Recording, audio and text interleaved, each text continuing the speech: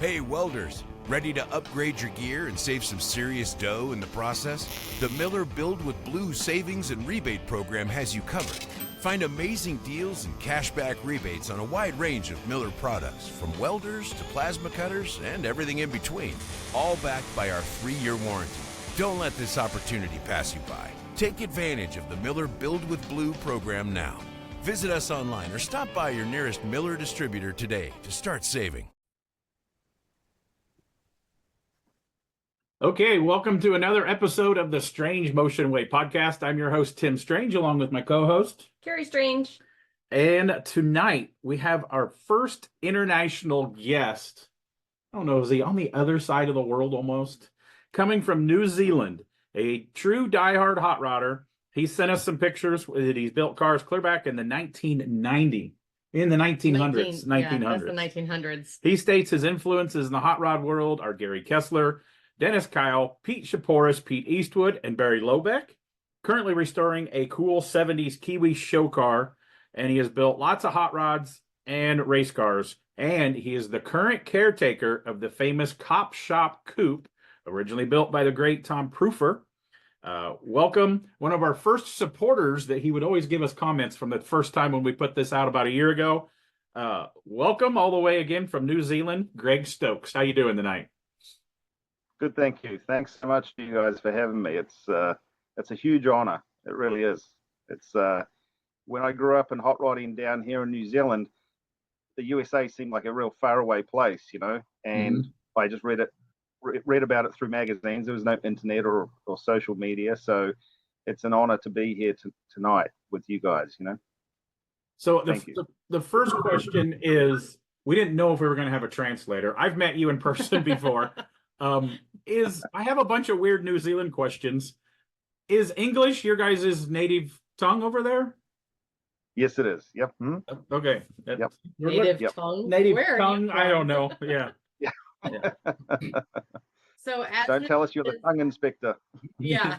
As it is January 10th, is that right? Yeah, this will go January up in 10th? about a month Okay, or so, yeah, probably. we're going to schedule this out for the middle of February, but as we're recording this, we are getting a snowstorm in Tennessee, and it is summer where you're at, correct? That's right. Yep. We have opposite weather patterns. So yeah, it's currently around 77 degrees Fahrenheit here today, Which sounds perfect. and we're yeah, it's nice until you turn the welder on. Right. Do you guys actually get snow and weather like that down there? Not where we are. The worst weather we have is hailstorms, and because of how small New Zealand is, it's very common to have all seasons in one day. That's But Tennessee. at the moment, it's pretty stable. Yeah. Oh, wow. So It snows further down the country. I know a little bit. It is a small country. I know a little bit about New Zealand. There's a local guy that has a shop that does hot rods and restorations up in Franklin, Tennessee, up in Nashville. And Kiwi Chris is what we call him. Chris Slee came from New Zealand. He was on at least one or two of my TV shows when I did that, back 10 years ago or so. So, yeah, all I know is his wife's a really good cook. So let's go back to little Greg. How did you get in the hot rodding? I know it's probably a whole different story than everybody else we've interviewed from America over here. So how did you get into hot rodding back there, and kind of when did hot rodding, street rodding start over there? Okay, so the first part to that question is that my hot rodding influences and how I started is not unlike how a lot of guys in the US started. Like, I'm second generation. My dad is my greatest influence in hot rodding. It's all his fault that I'm broke and have this addiction. And then I've got some other close influences that helped me over the years. In no particular order, the late Peter Dore. He had a workshop next to my dad, building hot rods. My dad had a mechanical repair shop. I used to go and hang out at Peter's shop Peter used to travel to the US and bring in parts and stuff like that. And then there was other ones like Mike Roberts, who's a really crafty sheet metal fabricator here. Another guy, Terry Bowden, who is a very talented chassis builder and race car fabricator. And then another one was John Reed, who's got one of the premier shops in New Zealand. Those were the influences. And I grew up hanging around all those guys, and it was unreal. It was like a real hotbed of hot rodding for me when I was like 7 years old, and I was reading Dad's hot rod magazines and model cars and T-shirts and all that stuff that I still collect now, like you do, Tim. You know, with the magazines, I've got that fetish quite bad. And then to jump back a little further, hot rodding originated in the 50s here, and there's some neat historical books that have been put out about the history of hot rodding in New Zealand. Obviously, we didn't have the availability of speed equipment like the US did, so we had a lot of pioneer guys like Hogan, and his son Garth went on to be like a leading parts supply here. I actually ended up working for him, and he was the first guy to 200 miles an hour and all that kind of stuff. So that's a very casual kind of approach to the origins of hot rodding in New Zealand. And then the Hot Rod Association started in '61. The New Zealand Hot Rod magazine started in 1967. And we've got other magazines down here now as well, you know. One question is, how old are you now? And where's like the American Hot Rod magazines, Rod and Customs, were those on your stands over there too? So I'm 45 years old now, and I am unique in the sense that I hung out with my dad and his older friends. I didn't hang out with guys my age. And I used to go to school. I used to catch a bus to school. I would get off the bus, and all my friends would go to the shops and buy Coke and chips and stuff, and I'd go to the magazine newsstand and buy Rod and Custom magazine. And one of the ones that I remember was, so we're talking mid 90s. I remember buying the magazine on the newsstand that had the B&M Brizio Mega Deuce sedan, and I'd hide those magazines in my drawing folders and kind of thing. Very cool. So you hung out at the shop. Where did you have your first job? Were you working in a hot rod shop when you were in high school? Okay, so my parents separated when I was about 9 years old, and because I was too much like my father, I ended up going and living with him, and that's how I got immersed into the hot rodding so bad. Everywhere he went, I went, and he used to take me to school in the morning. He used to pick me up from school in the afternoon, usually in his hot rod, and there's a story to that as well. And then I would supposedly go back to his shop and do my homework, but then I'd kind of bounce between Peter's shop and my dad's shop and hang out. And my dad reckons that Peter never did any work from 3 o'clock onwards, because I'd always come there and harass him and ask stupid questions, really get in the way. And then in the school holidays, I used to go and work at my dad's shop, and he'd have me changing oil on cars and swapping pads and disc brakes and just general gopher things, you know. And I used to work on his Model A Roadster pickup. You know, I'd take the front off it and pull the blower off when he needed it, and do all kinds of things, really. And that's how I learned to do what I do. You know? So my dad, it's all my dad's fault. Yeah, same here. Yeah. So what was your first car that you had? One, if you had just a driver car, and two, your first hot rod. Okay, so my first car totally was a 1928 Model A Roadster that I built up like a 30s Dry Lakes car. I was 15 when I started that. I had a lot of help from Dad's friends who gave me parts or their time to help me. It was rough because I had no money and everyone was trying to help me and all that kind of thing. My first driver was a 1968 Ford Cortina, which is an English four-door saloon with a 4-cylinder in it. Hmm. Probably have to Google. That was one of my questions here. What was the brands of cars that they sell in New Zealand? New Zealand was lucky in the sense that we got the American bodied cars via Canada. So we had Ford Motor Company and some of the Japanese brands like Toyota and things like that. So we weren't like Australia where we actually manufactured like Ford Falcons or Holden products, but we had all those cars. And we had a lot of American cars from the 50s as well, you know. So I knew Falcons were, mix. I knew Falcons were big over there because we built a custom Falcon one time, and it's like it was in an Australian magazine, and the Australians, it almost went to Australia when it got sold a couple times and didn't, but Right. I knew they were big over there. So one question, like now we talk about this on a lot of our podcasts, and I got my first car when I was 8, a real car, and you're 15. A lot of these guys, because we grew up around it, is that I jump out of time frame a little bit in my ADD or whatever I have. I don't know what it is, something. And is there much youth wanting hot rods now? Like here, like all my buddies' kids, they're like, oh, my buddy just got like his kid, how old is? Well, he's 16 now, Eliza. And he's got a Mercedes 94 wagon that he's like a tuner kid. He's a race photographer and all that. But there's very seldom are you seeing the kids. It's like, oh, I'm in high school and I want a Model A. That hurts my heart a little bit. So is the youth still into hot rodding there?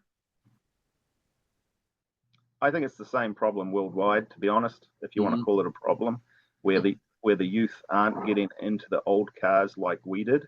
We have second generational hot rodders like myself and third generational now that are getting into hot rods or old American cars. But I know of a lot of people, a lot of young guys that are building Model A's and things like that. But yeah, you don't get a guy walk off the street going, hey, I want to do that, because they don't know, they can't relate. And like a lot of we're a bit weird. Like when I was 15 and wanted a Model A, it was based on reading old hot rod magazines, and that culture in the 90s was, the shifters and the choppers and all that, sort of had those old cars and all that, and we wanted a piece of that kind of action. So I kind of relate the generation of the car to the generation of the person of what they remember growing up with.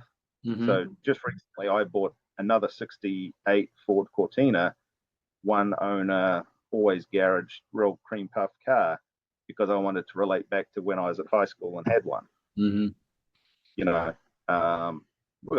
the tuner scene is big here, and the drift cars and things like that. And but yeah, I see it. Yeah, I see a lot of the hot rodding that we like is certainly changing. The older guys are passing on, and I kind of wonder who's left to, like, I'd love to save them all, but we can't do that, Yeah. Around here, like when you got a young kid that's into hot rodding, like as a super young age, it's always because their dad or grandpa are hot rodders too. But like you say, exactly. It's rare anymore that a young kid that is in high school or even junior high that, oh, I want to go to the hot rod show or something like that. And even less. Well, it's expensive now too. Oh, like it's expensive just to do a traditional car, Yeah. So look, and while we're talking about the expense, let's talk about the difference of the expense of course, you got shipping when you're shipping stuff from the U.S. I've sold some stuff to guys that I think that guy was from New Zealand that bought some of my leftover parts when I restored the Pete Henderson Roadster, and I shipped it to the East Coast. And once a year, him and his buddies ship a whole shipping container of American parts. I swear that was New Zealand. And so, yeah, as much stuff that goes in there and put it on the boat, and there it comes. But American hot rods are really expensive now, the cost of everything, but it's probably a percentage again bigger. Like say your LS crate motors, 8,500 to 12 grand without stupid horsepower. What is something like that down there? Well, basically, as a rule of thumb, it ends up being at least triple of what it costs you. By the time we've done the exchange rate, the shipping, the taxes, and what have you, it's at least triple. So you think of a simple item like an axle or a gas tank or something like that. What you pay for that there, we pay triple. Wow. We sat And at PRI breakfast last year, a year ago, 2023, and that guy was from Australia, wasn't he? Yeah. And he was talking about he's an importer exporter, and he was shipping in new performance Mopars and SRT trucks, and he told the amount of tax on shipping in an SRT brand new off the lot truck was ridiculous. Yeah.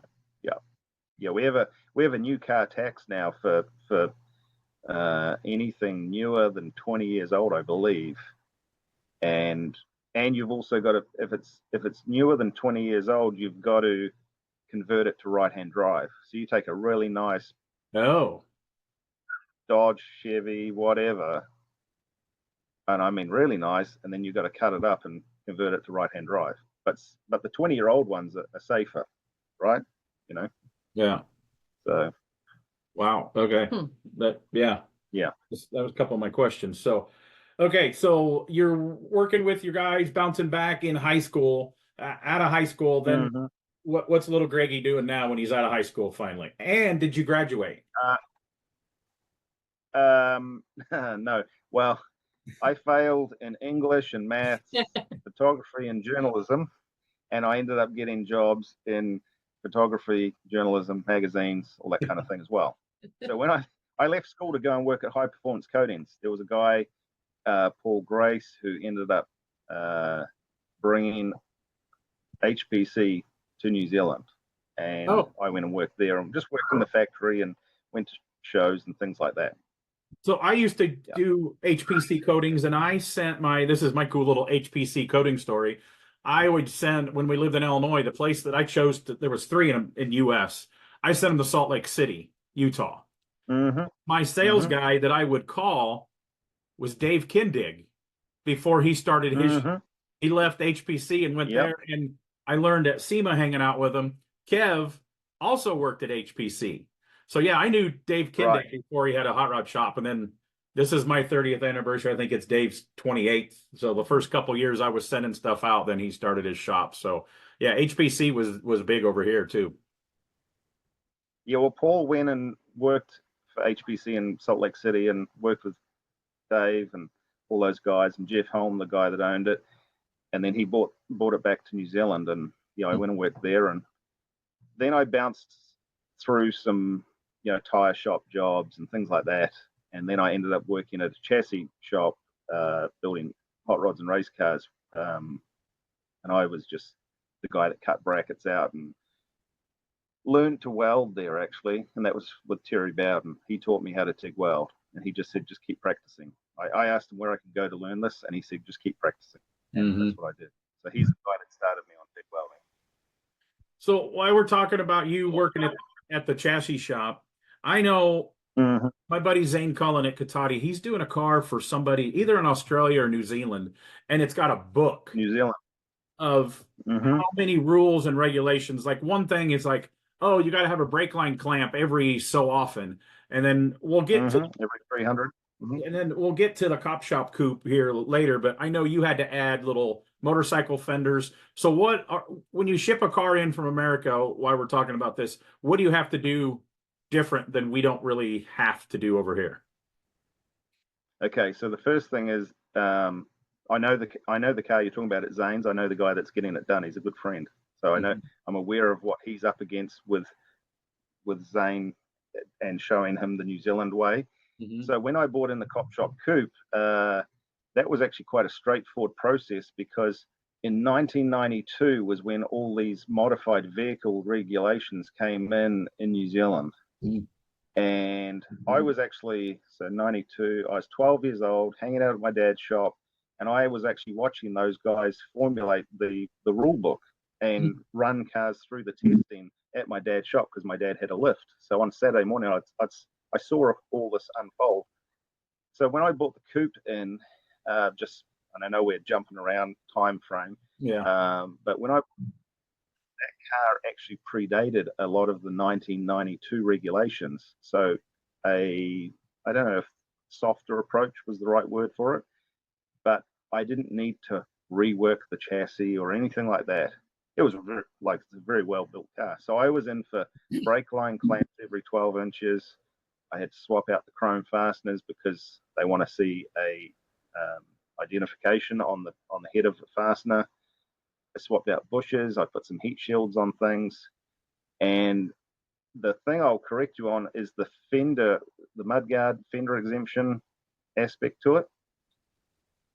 If you're a member of the New Zealand Hot Rod Association, you've got to be a member for a year. You can apply for a fender exemption that enables you not to run fenders. Okay. So I've been in the New Zealand Hot Rod Association since I was 15, and it was just a paperwork process to get a fender exemption for the Cop Shop Coupe. Okay, so I'm confusing. In Australia, I think Exactly. the Vern Luce Coupe has little motorcycle fenders on it, and That's right. Right. Okay. Yeah. Yeah. So Gary Brown owns the Vern Luce Coupe in Australia, and yeah, they put those fenders on, and they paint them black so they kind of look like the tires and things like that. But yeah, I would struggle with that a lot. Yeah, but some things you got to do some things just to be able to drive them. I mean, I get the concession, I guess, of that. Well, when I bought the Cop Shop Coupe, obviously I was aware of the car and I knew Chuck very well. We never went and road tested it. I didn't even know if it would run. I just sent the money across and we went and picked it up. And I said to my dad on the plane when we did a bit of a father and son trip, I said, well, this is going to be interesting. We don't know if it runs and we don't know what it needs for New Zealand. And I said then I wouldn't change anything on the car to meet New Zealand's regulations because I don't want to change the car. Mm-hmm. I don't want to be that guy that wrecked that car. Yeah. Okay, so we'll get more to the Cop Shop Coupe and its history here coming up. So, so you're working at, how long did you work at that chassis shop? I think it was about a year, and then I went and worked at a magazine. There was the Petrolhead magazine, which is a monthly sort of free newspaper, and they were launching a pocket-size traditional hot rod magazine called New Zealand Rodder, and I went and worked there and started that with them. And that was quite a neat opportunity. So you're working as a journalist, and you struggled with English and stuff at school, as did I. And I started writing an article. I did it for a handful of years with good guys. Whenever I'd announce the autocross, I'd write the article. And my English teacher, somebody told her, I live 9 hours away. She was like, there's no way Tim Strange is smart enough now to write a story for a magazine and get it printed because, she had me as a student. So, but if we love and believe in, it's a little easier to do the work at a higher level. That's right, and that's a true case of passion, isn't it? And for me, I grew up reading those magazines, Gray Baskerville's work, Pat Ganell's work, the Bud Bryan era of Rod and Custom, and I just hung on to every word that all those guys wrote. So if you start writing like Gray Baskerville or those guys, you're going to fail in English dramatically, aren't you? Yeah, especially Gray, the way he wrote. Yeah. But yeah, I was one of those kids that sounds like you. Like I would look at the magazine and not just look at the article on who built the car, who painted it, but who wrote the article and who took the picture. So I remember the first time I met Greg Baskerville, and he cussed me out. He was not friendly to me when we was at a hot rod show in Indianapolis. And but when I remember meeting Pat Ganell, and we've had some of the magazine people on here, and Damon Lee and Brian Brennan. We're trying to schedule Rob Fortier on, and those people to me are just as famous as the people that were creating them, because that's what got it out to guys like us to read and see the pictures of our heroes. I was not into sports other than drag racing and Indy cars. I didn't know who was playing into basketball or football or anything like that. All these guys in the magazines were my heroes. So. Totally. And you think of that influence you had reading those magazines, and then I was a whole world away reading magazines about things like Lime Fire and Pete and Jake and Bob Bowder and Fat Jack Robinson with the Fat Attack cars and Pete Eastwood and Proofer and all these. It was like Hollywood. It was amazing, you know. And I hung on to every word, you know. I just loved it. Yeah, and that's why we kind of started this podcast, was to get these people's stories out there. You know, unfortunately, we've lost some of these guys, and some of these guys are old enough that they don't do computers at all. We have one coming up with Bob Larvey. He's 94 years old, of the ISCA. His stories are incredible. We have one coming up. We recorded John Robinson, Fat Jack's son. Cool. He worked with Little. Yeah, he worked with Little John and Chuck Lombardo, besides his dad and Boyd. And man, he could just tell stories all day long, and I'd just sit and listen to him. So it's a part one of over 2.5 hours with John Robinson coming up. And yeah, that'd be a good one. Yeah, he's good. You know what I like about John, and you know, like as time has gone on, and you will see it more than me, but you know, everyone seems to be outdoing each other, and everyone's building these real super high-end cars, and everyone's quick to get their sort of self-promotion going on social media, because that's the new way of doing things. But when you talk to John, it's a instant link back to the past of when those guys were just car guys that hung out with each other, had a great time building some of the most badass cars ever, you know, and just had a great time doing it. You know, there was no, it's all a bit serious now, you know, and when you hear those stories from guys like John, and you know, I hang out with Jake a bit when I get up to the US, and you know, he's the most normal guy you'll ever meet, you know, but he's done it all and just had a lot of fun doing it, and I love that. I'm still a fan of the guys creating stuff by hand, like John Robinson. He does that. They're still making stuff by hand. Got a small, you know, lathe and a mill in the shop. But like Cody Walls was like 40 years old and from the States. And he builds stuff old school, create. Yeah, he's got a power hammer and all that, and the old pull max. But I'm almost not okay with the way the hot rod world is going. And I know it's just the technology and we can't control it, of all this 3D printed stuff and everything. And it's like, it fits in some cars, but like if you would put a 3D printed interior in the Cop Shop Coupe, they'd want to string you up in the city square. That does not fit in that car. But you know, if they're doing a Chevelle or a Camaro or Mustang, like the Pro Tour, I hate saying Resto Mod, but those work in there. But I'm kind of almost over that 3D printed stuff already. Maybe I'm just jealous because I can't afford a 3D printer and I'm not smart enough on the computer to do it. So you're sounding old right now. I sound old. Yeah. And I try and look at it from their perspective, you know, where they're trying to build the best they can, and you know, it seems like you've got to have a 3D printer and you've got to have all this machinery to build these cars.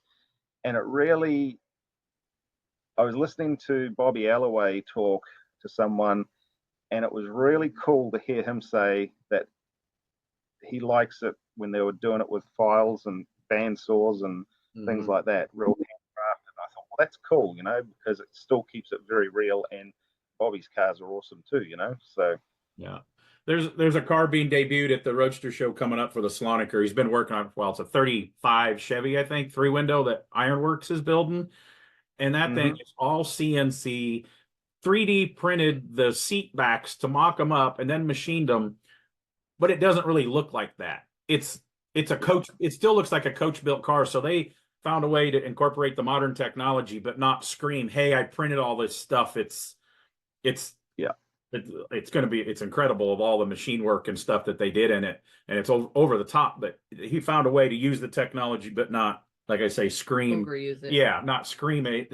Created angles and curves and stuff to make it look like all hand formed stuff. So I can't wait to see that car. So okay, we jump around quite a bit here.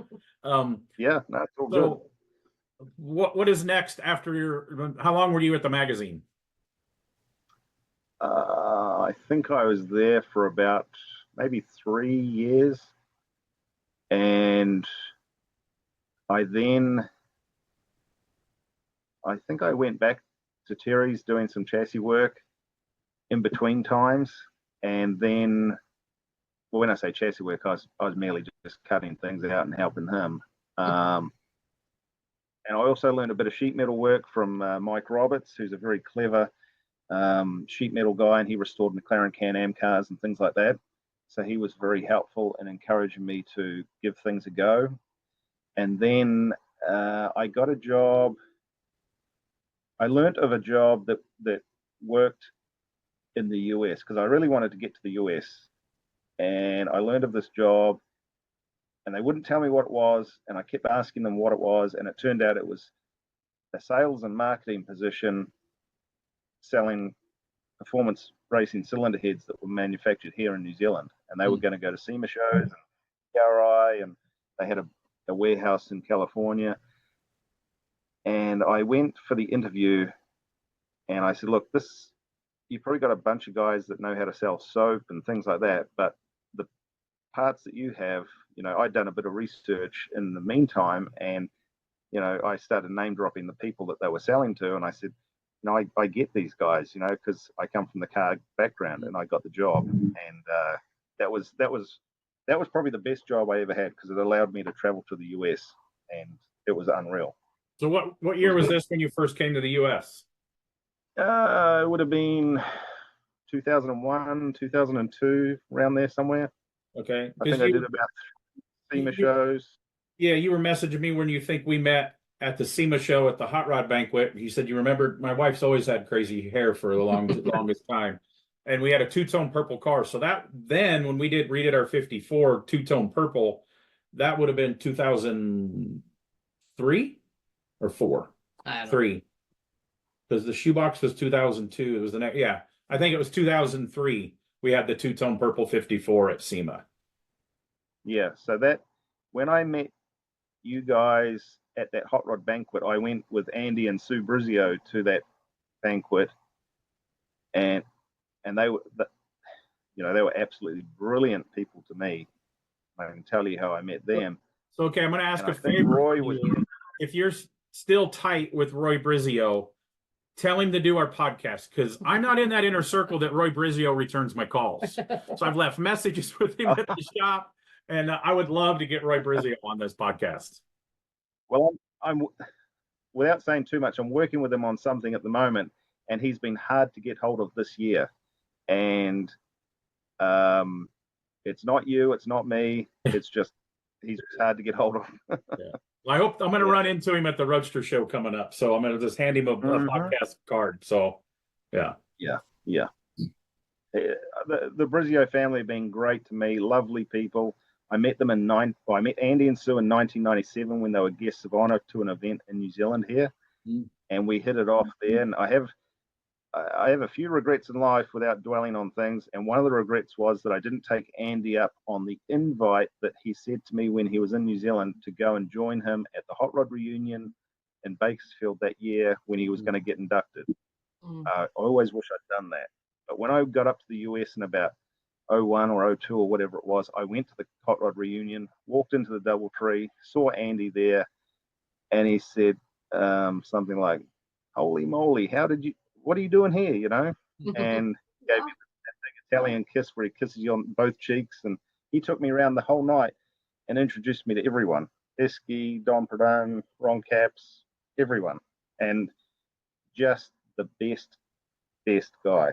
I really miss Andy. He was cool, and the Brizio family have been good to me over the years, and I will always appreciate that. Yeah, Andy was such a super cool guy,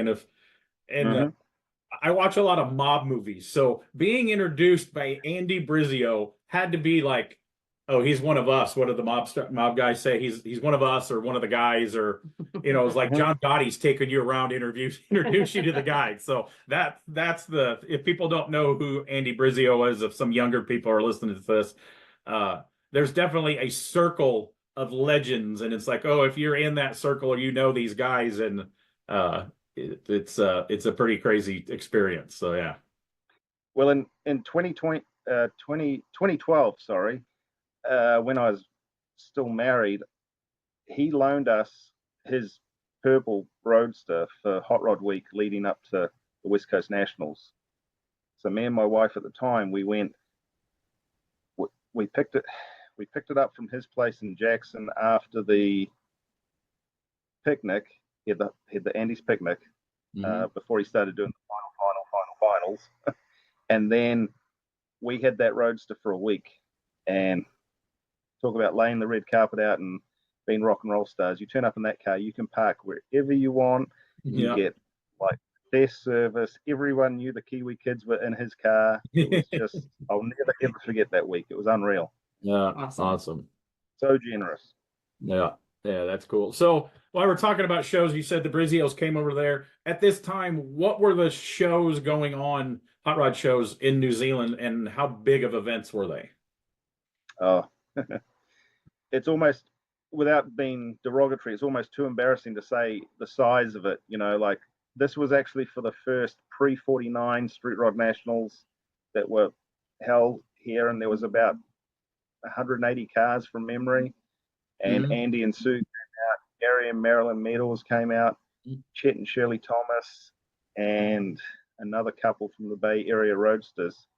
And we don't, at the time, we didn't have any big indoor car shows or trade shows like SEMA or anything like that. And kind of sadly, to this day, we don't have what we should have here in this country. So how big is your country with people in it? Like, how, I know it's small, but do you have a rough idea how many people are in your country? Yeah, I think we've got about 5 million at the moment. Yeah, so as we're recording this, the Los Angeles fires are going on. It's absolutely devastating, watching all the destruction. And I seen somebody says LA County, again, it had to be true, it was on the internet, right? It has like 10 million people in Los Angeles County alone. That blows my mind. The town that I went to high school in was 800 people. I mean, imagine that many people. That's why, I mean, we go to Pomona for the Roadster show. I say it's LA, but it's clear out from LA. Yeah. And a handful of days in Southern California, I've had enough. I'm a small town boy. I grew up in the country. We live in the country.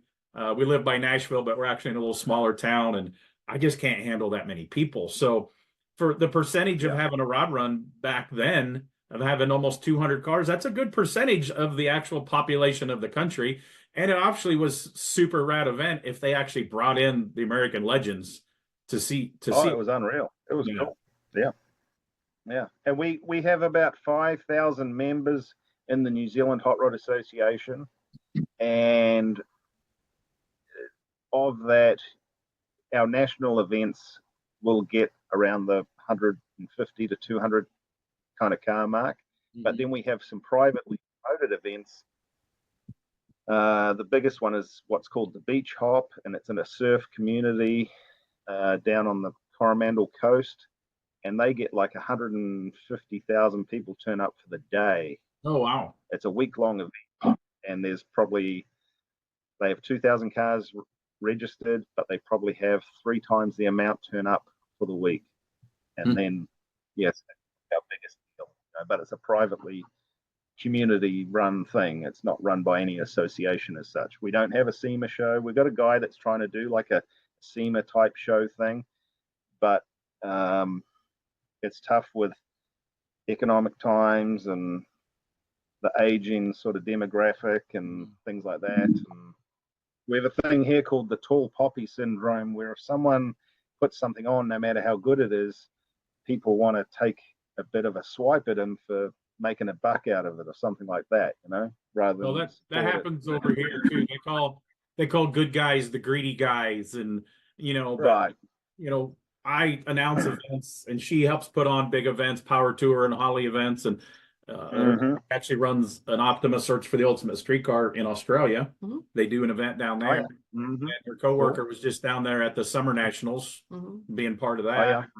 And anybody, I say, the people that complain like that, they don't have any idea what it takes to put on an event. They probably never helped put on a church bake sale, because they just can't comprehend not only the venue rental, the security, the EMTs, the porta potties, the golf carts for, magazine people, the K-wall, the fencing, the reaching out to the local police and the city, and it's really a wonder that any event happens as much as it takes to put an event on. And I just hate it when they get mad. And there was a post on, I don't have Facebook right now, but it was on Facebook, and this guy was mad because he went to a local $25 car show, and it went viral all over. And he won something, and it's the cheapest, ugliest trophy. I'm not going there because I go to this place because their trophies are 3 foot tall. And it's like, everybody was like, bro, you're doing this for the wrong reasons. Exactly. Anymore. That's why I like doing the announcing. I take a car, and I stick it in a vendor booth. People get to see it, and I get to go make some money announcing. And I'm not big into that. Yeah, there's a couple awards that I wouldn't mind doing in my career yet, but if somebody actually comes to me and they're just talking about trophies, and man, I'm not sure I'm going to build them a car.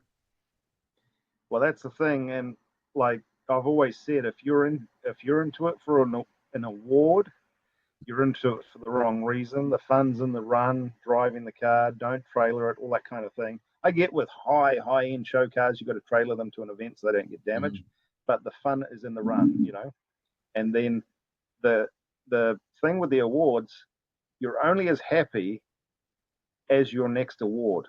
Yeah. Whereas if you're happy with the car and you don't need validation or you don't need people telling you it's good and you're not solicited, like I go to events and there's guys going, vote for my car, you know, and I go, well, even if I did like the car, I wouldn't want to do that because I just don't like the principle of it, you know. Mm-hmm.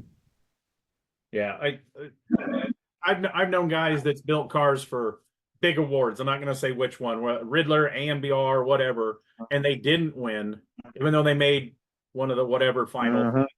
And the customer sued them because they didn't win the big award. And it's like, I got a guy talking to me about an AMBR car, and I'm like, but if we don't win, we're still going to build the car that we want to build. We're not going to build the car that we think the judges are going to like, because then if you don't win, you're not going to be happy because you built somebody else's car.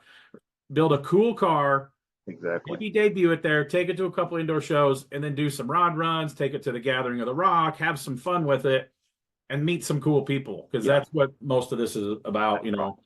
Yeah, this year at the Grand National, it's the 75th anniversary. They got over 50 AMBR cars, and I love the history. I love that people are pushing the industry, and I love that there's customers that write checks for guys like us to go after and create stuff. But it can't be what you live for. I've learned a lot in 30 years, that things that I like to do and what I don't like to do. And I just want to build cool cars for cool people and have some fun. So she doesn't think I learned anything. See the look that she's given me. Well, I think there's a strong difference in the type of person or the type of enthusiast someone is when whether they build the car themselves or they get a shop to build it, and they are, at the end of the day, they look at their car and go, that is exactly what I want. I've won right now. Sitting there, finished, ready to go, I've won. And I like Roy's approach when he puts a car in for AMBR. The car is what he wants to build for his customer and his customer's vision. And they go, hey, it's new, let's put it in. You know, or the customer might say that. I don't think Roy overly encourages the AMBR part, because he just likes building what he likes building. But it's cool because there's no preconceived idea of going there to win. You've already won because you've built your dream car. That's it. And I when I worked at the magazines, and I've had people come into my shop, and I've just had general friends and all that, and they're always going, hey, what do you think of my car? You know, I go, well, what do you think of your car? Are you happy with it? And they look at you like weirdly, because it's like they'll be happy once you've told them it's good. Right. You know, all I ever wanted was a yellow 32 Highboy Roadster. And I got it done, and I was so happy, you know. The fact that other people liked it's cool, or if people didn't like it, that was cool too. It never made a difference. That's the problem with our society, though, nowadays, is everybody is always looking for the satisfaction of the other person rather than being happy and pleased with themselves. Yeah. So it's, as a builder, it's really hard, because you build the dream car for your client, and then they take it home and their friends start to nitpick it, because they're probably jealous that their friend has their dream car and they want to pick it apart. So then that gives the client a negative thought process of, well, maybe we didn't do this right. Well, wait, no, we did what you wanted, not what Billy Bob wanted, but what you wanted. So I think one of the best examples of a recent, in the last whatever years, of an AMBR winner, again tied to the Brizio family, he's married to Terry Brizio, is Daryl Holland. He's been a part of, I don't even know, he's in a handful of Hall of Fames already. He's painted AMBR and part of Riddler stuff and all this stuff that he's done. He wanted a cool roadster for himself. He built the car. Friends helped him. Different shops helped him. They traded work, because, you know, as hot rod builders, we can't afford the cars that we're lucky to build for other people. So you got to do the That's buddy right. system. And he got that car That's done, right. and he drove it to Texas to a show. And then somebody's like, well, you want to put it in the main building at the Roadster show? Well, that'd be a cool place to hang out with my friends. Touched up all the rock chips and ended up winning the AMBR, and probably has another 20,000 miles on the car afterwards. And he's totally happy with it. And I was like, that's the best example. He had fun with it before. Hey, oh yeah. And then he ends up winning it. So, I mean, that's pretty awesome. Yeah. And look, and like, and that there is a true essence of just enjoying the car however you wanted. Like, he painted the car the color he wanted. And I remember the outcry of that. Some people loved it and some people really loathed it. But the thing with that car, it broke new ground because it was different from the generic kind of traditional highboy roadster. But what I saw the following year was everyone turned up with similar cars with black wheels and all that, thinking they had a winner. And you could see that those guys were standing for the wrong idea. The other call of enjoying your car like that is Dennis Varney's 29 Roadster that won in '92, I think. He revamped the car, and then he just drove the shit out of it.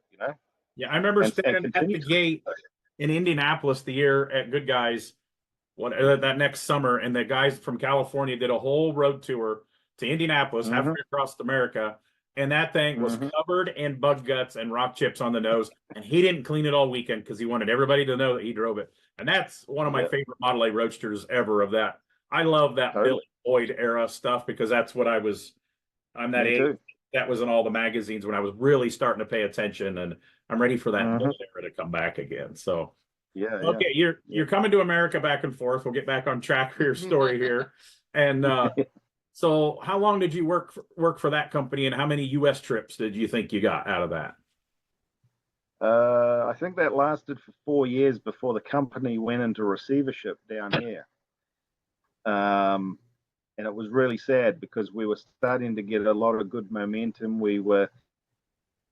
Because I'd read about all these people in the magazines, when I went to the shows, I recognized these people, so we set up deals with Vic Edelbrock that we were going to cast a Honda VTEC head.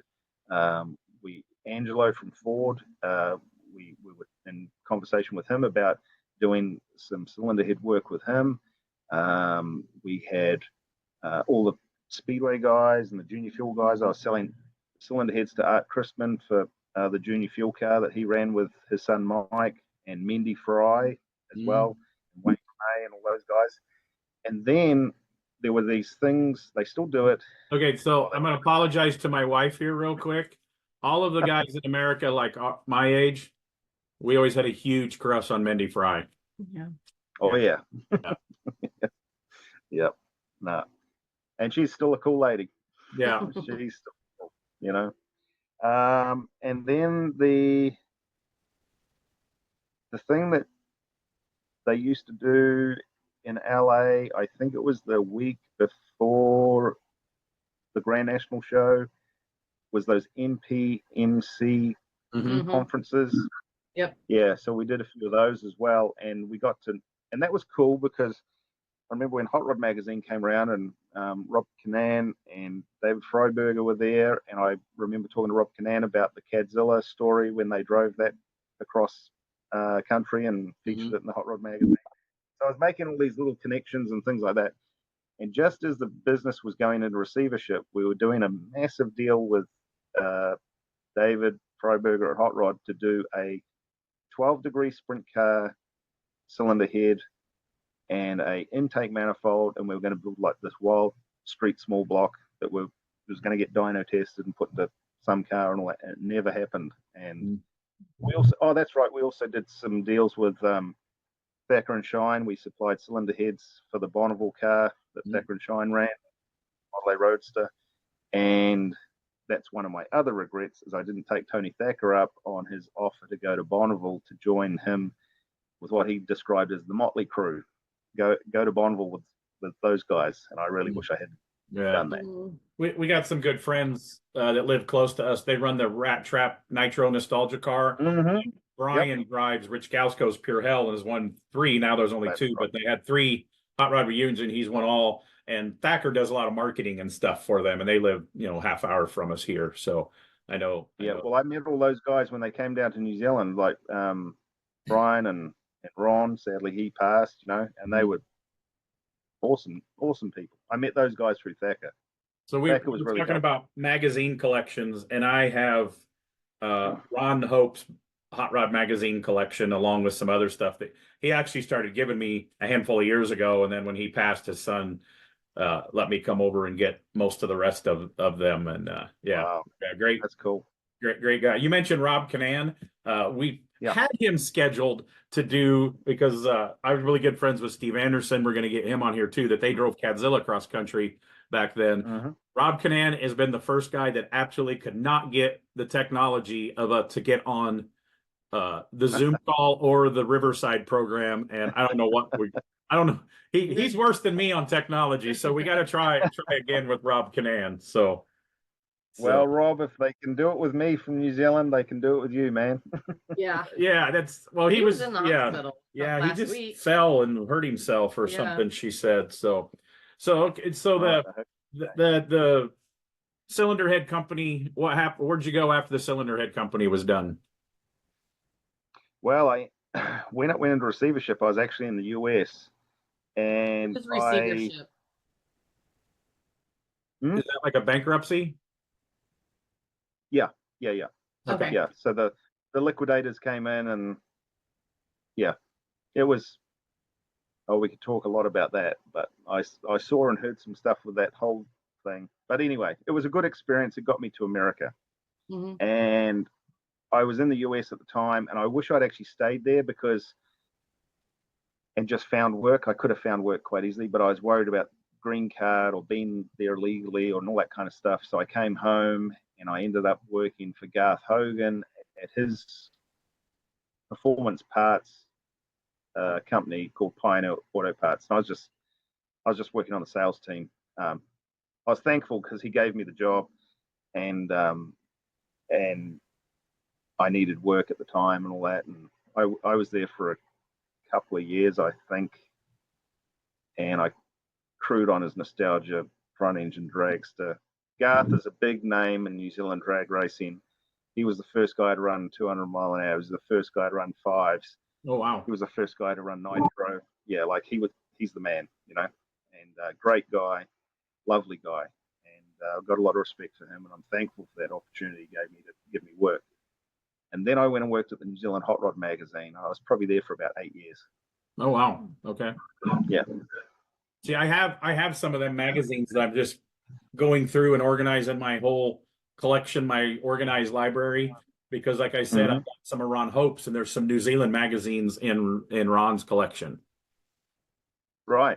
Okay. Yeah.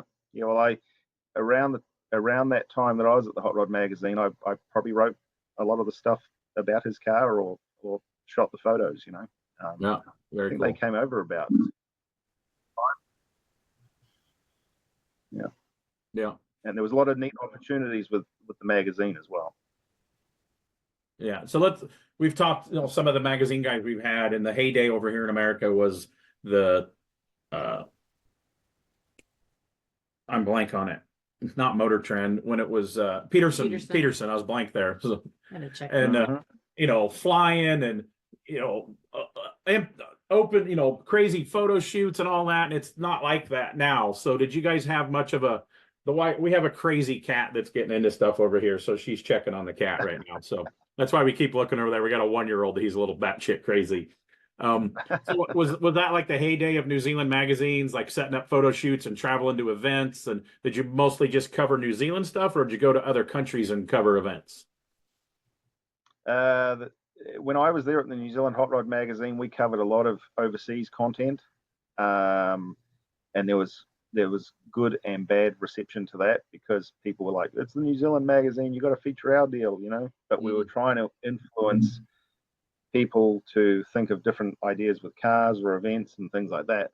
So for the most part, people enjoyed the overseas content, and I put a lot of effort in doing nice photography and well-written stories rather than saying this car's black and it's got flames and all that. Well, why is it like that? Why it and why did you want it and all that kind of thing, So, but small country here. We've got too many magazines here, and then it became harder for the advertising dollar and things like that. The New Zealand Hot Rod magazine's still going, and a couple of the other ones are still going, and that. But it's tough down here. It's tough because everyone wants the same advertising dollar to go as far as they can.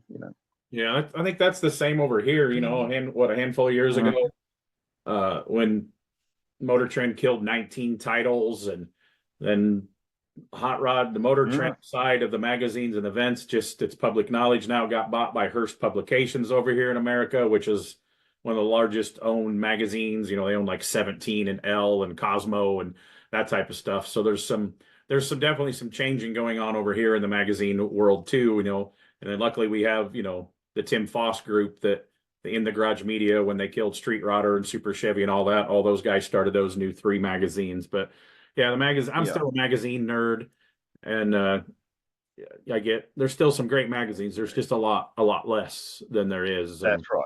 It's like we talked about back in the day when you get a car on a magazine, like I got a car on a cover 3 months later, I'm running my shop because that's how busy you got from being in one magazine, like just a picture on the cover and a mention. And then the feature came out like almost like the same month that I think that I started my shop, and the phone just started ringing because that's how important magazines were to me. And most of my customers' magazines are still pretty important. More so, I still like they're mounted on the wall, some of our recent magazines, because to me that still lasts a little bit more forever than, who won whatever last year. Sometimes you kind of forget it unless it's a Riddler or AMBR or something like that. That's right.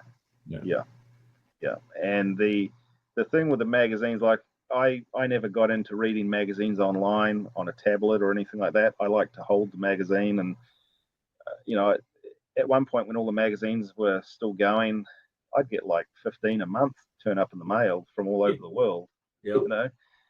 And the only thing that happened when I was at working at the New Zealand Hot Rod magazine is my interest to read magazines as deeply as I used to had gone. So I'd flick through the magazines, put them on the shelf or whatever. I got like magazines everywhere, And one day when I retire or get unwell or whatever, I can pull them all out and read them, But that whole thing of getting a feature in a magazine or a cover, to me, still means a lot, despite the fact that we only have a few magazines left now. Yeah. And then I kind of think that, like, I still read the magazines, and I got a stack beside my chair and stack beside the toilet, and beside my bed, and there's there. And I still read almost, cover to cover eventually on them. But like, I work on hot rods every day. I don't come home and watch automotive TV. And like when you were working at the magazine, that was your job. So it's like, I don't feel like looking at a magazine because like I have musician friends that they can't enjoy a concert. Like we go to a punk rock show. My buddy's a bass player. And he's like, he's off a half a tick. And I was like, can you enjoy it? He's like, no, because I'm a musician. That guy's screwing up I think it sounds amazing. Yeah. And then, I did automotive TV for a couple of years. So I watched some shows like, oh, that's out of order. And that shouldn't be in the background. And the lighting was bad. And, I totally get it. So about what year was this when you're at the Hot Rod magazine? It was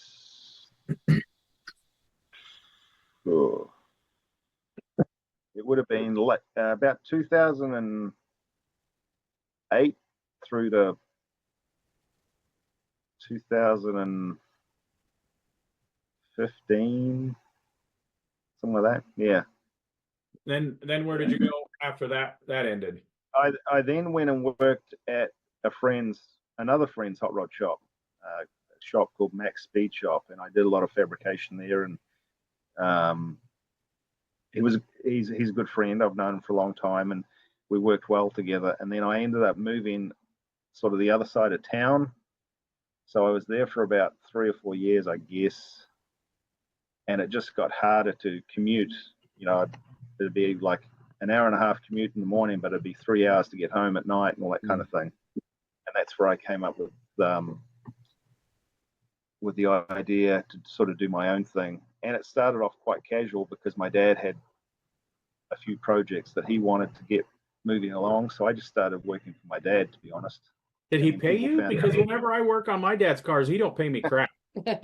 Well, it's really hard because I don't want to charge him, but he wants to pay me. So I just say to him, "You pay me what you think." Yeah. And every now and then some money drops into my account. I go, "Okay, I've been paid," you know. But he does still love. If I'm honest, if I'm honest with you, the business side of this, I don't like. I don't like the money and all that. I just want to do the stuff. Mm-hmm. And you know, it'd be so much easier if you could just do stuff, and people would do stuff for you, and it all just kind of happened without having to worry about the money, you know. So yeah, if I won the lottery, I'd still build hot rods. I wouldn't build them for anybody else but me, and I might be a little bit slower. And it's like, oh, I'm going to go to the beach, or I don't really like the beach. She likes the beach. But yeah, I still enjoy mostly. If they're not possessed, I have a possessed car in the shop right now, and yeah. But so what year was we all this? Get one or two of those cars. Yeah. So what year was this when you went on your own shop? It was about 6 or 7 years ago. Yeah. So okay. Yeah. About 6 or 7 years ago. So tell everybody the little logo on your shoulder back there, that little black and white logo it's GMS Hot Rods. That's right. Yep, GMS Hot Rods. And what do you guys do there? I know because we're social media friends that you sell U.S. parts and bodies and all that stuff and build hot rods. So what's your main? I do chassis work to turnkey builds for mainly pre-49 vehicles, but I do have a 66 Fairlane at the moment that we've got on a Roadster shop chassis and that kind of thing. And that was quite a different one for me to take on because I wanted to try and do it different to how most people would do it. Yeah, like most people will buy like an American classic car and just put some Foose or Riddler wheels on it, lower it and call it done. And I wanted to take it a bit further and maybe give it a bit of a Bobby Alloway look with the rake and the big and little tires to keep that kind of hot rod vibe that I like. Because I kind of like that 16 by 10 ET deal and mainly 32s, 34s, that kind of thing. But not everyone is wanting to build those cars anymore. Yeah, I always say you look up in the dictionary hot rod definition, there should be a picture of a Bobby Alloway car. Exactly. Yep. Yep. And so he's made every car. He's even made an Edsel look good, Yeah. I give him a hard time because it actually wasn't black; it was red. Yeah. Bobby built a white 56 Chevy for George Lange. George is one of the only guys that could get him to paint something that's not black, which that Edsel was for him. They did a 56 Chevy and it was white.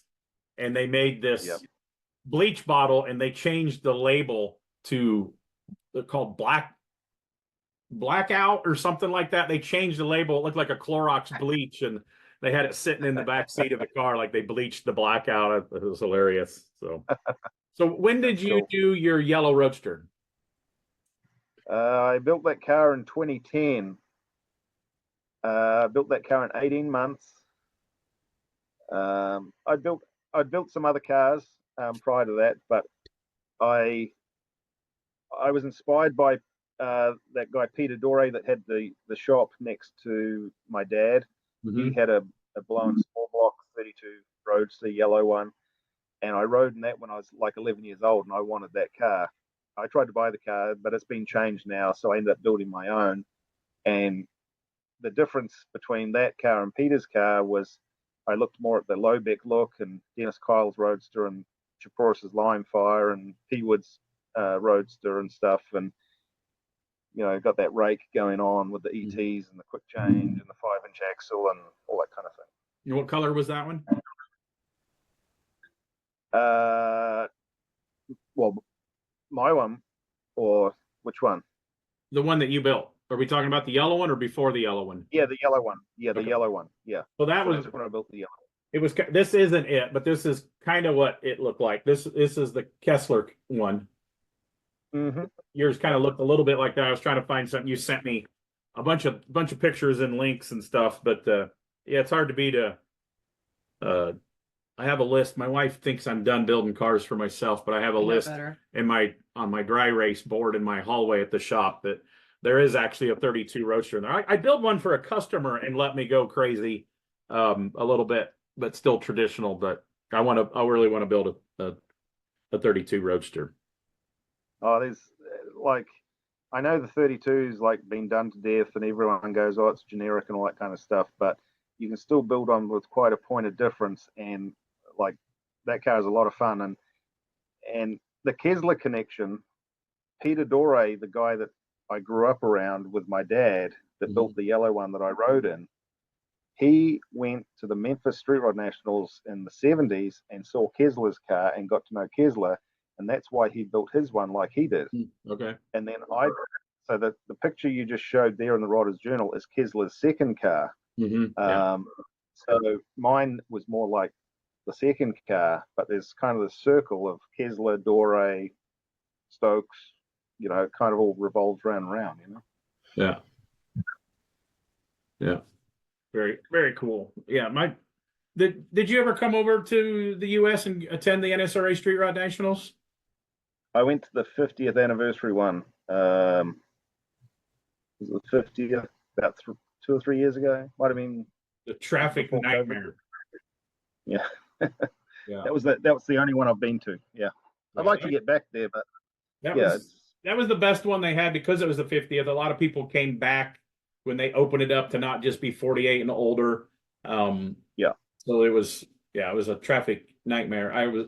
They hire me to do like interviews and Facebook Live and for their DVD that they sell. I was 3 hours late getting in. That's how bad the traffic was. And I left the hotel, I think, when it was still dark in the morning, and I wasn't 2 miles from the joint. And yeah, it was cool, that one, because Pete and Jake had their cars there on display. I remember that. Cotton Worksman's Roadster was there, and then Street Rider had organized like Little John's Roadster to be there, the Rothenberg Willys, ZZ Top car, one of Bobby's cars, the Tom McMillan car. So it was cool to see all those cars together as well, you know. Yeah, and that was the year right before COVID too, wasn't it? It was, yeah. Yeah. So it hasn't quite. Of course, it was the 50th, so it's bounced back pretty good from COVID, but not quite the 50th. I don't know if it'll ever be as big as the 50th was. Again, right? Yeah, I still love going to the Street Rod Nationals. You know, a bunch of buddies Buddy comes from Canada, and we go certain dinner places. It's more about the hangout and then going from tent to tent and seeing, you know, the Blue Oval guys out there, and, you know, Ray Bartlett, and seeing all those guys. And then it is, you know, I'm involved in the pros pick, and it used to be like, it's still important if you win a pros pick, but it used to be like, oh my God, what won the pros pick this year? But that shows went more about hang out with your buddies and grilling out and where we're eating a pork chopper than it is, hey, who's chasing these trophies? And that's why I like it, because it's still got that old school rod run feel to it. Yeah, well, for me it was cool because when we went, there was about four of us that went. 4 guys went, and online you get to meet or get to know different people and all that kind of stuff. And there's a group called the Blue Oval Ford Brigade, and it's like Butch and Brock Henderson and Ray Wells and his dad, Ray Bartlett, all those guys, and they welcomed me into that tent and hung out and all that kind of stuff. It was cool, you know. Rather than going as a tourist, you're going there as a fellow enthusiast, you know. So I've enjoyed that. And hanging out with those guys, the Blue Oval guys, that's like, if you're in that inner circle, that's like when you got introduced with Andy Brizio. It was like right.